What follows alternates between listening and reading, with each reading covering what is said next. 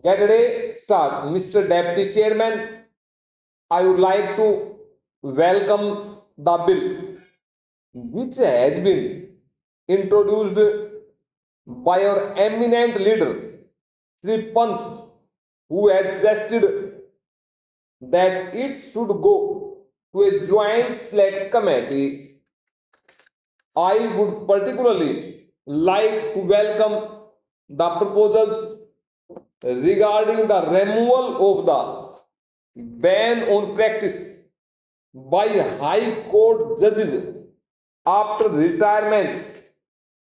The present position is that there is an absolute ban on their practice, and the result is that courts are finding it increasingly difficult to get a suitable class to lawyers to accept seats on the benches of the courts. It is necessary, it is vital for the preservation of democracy in this country, for the preservation of human freedom, and for the protection of the average citizen in this country, that our high courts should continue to have the confidence, the respect, and the esteem of the people.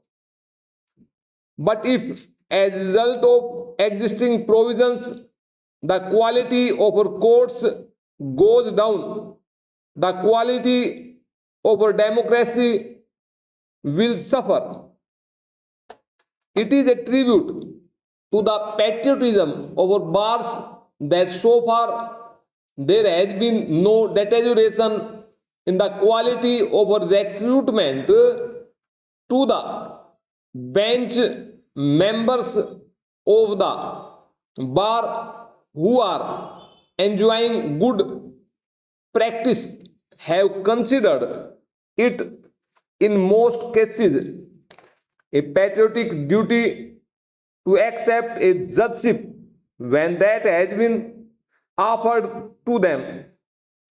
But after all, a man has to think of his future, and the position is that a member of the bar, when he is offered a judgeship, does not know what he will have to do with himself after he attains the age of 62.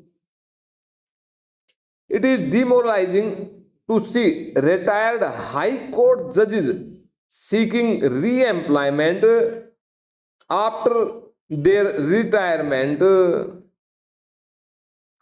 The foundation of judicial independence in England or in any other democratic country for that matter, it is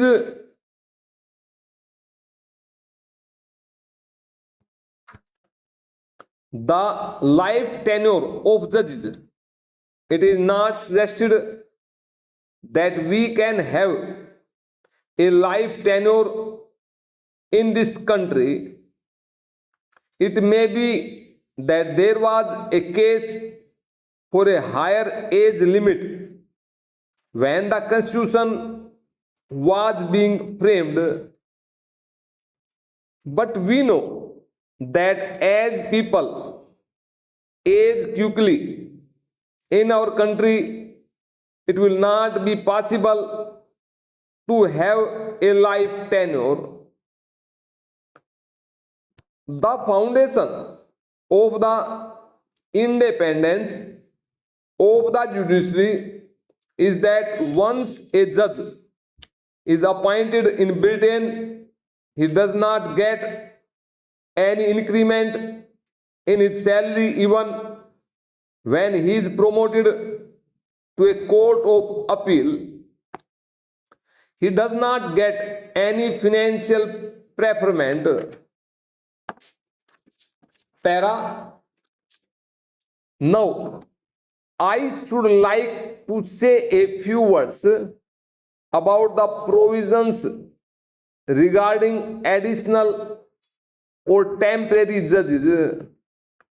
The present provisions regarding ad hoc judges are very satisfactory. Our courts are in huge areas in the court with which I was associated for more than 7 years. We had, I believe, over 25,000 cases in area. Now, these areas are largely a legacy of the past, and I can tell you that with all the speed that judges may possess, it is not possible for them with the existing number of judges to cope with the amount of work in our courts. Criminal work has increased, writ work has increased, other classes of work have also increased. It is necessary to have additional judges for the disposal of arrears. These arrears, I hope, represent a temporary situation, but I cannot be sure of this. I do not think they represent a permanent phenomenon. Once these areas have been cleared up, it will be possible for us to fix or to determine the permanent strength of our courts with some degree of assurance. I am therefore glad that advantage is being taken now that the Constitution is being amended to provide for the appointment of additional judges. There were some legal doubts about what an ad hoc judge could or could not do, and it was therefore necessary that provisions for additional judges should be included in the amending bill. I hope that in appointing additional judges, care will be taken to appoint members of the bar who are not likely to revert to the profession after their term as additional judge is over. That is to say, appoint a man whom you are going to appoint as a permanent man in the initial instance, if you like, as an additional judge, and then confirm him as a permanent judge when the permanent vacancy occurs. Another suitable class of persons to be appointed as additional judges are our district judges.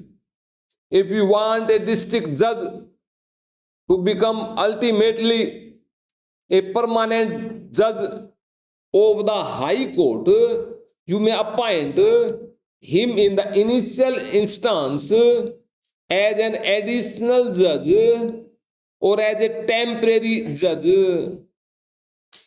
You can also invite retired High Court judges for definite periods to act as additional judges. Particularly, this should be the case when a judge goes on temporary leave or on leave for a few months, for in that case, it may not be desirable to appoint a member of the bar to act in his vacancy. because after the judge comes back to the bar, he gets possible advantage which his colleagues do not possess.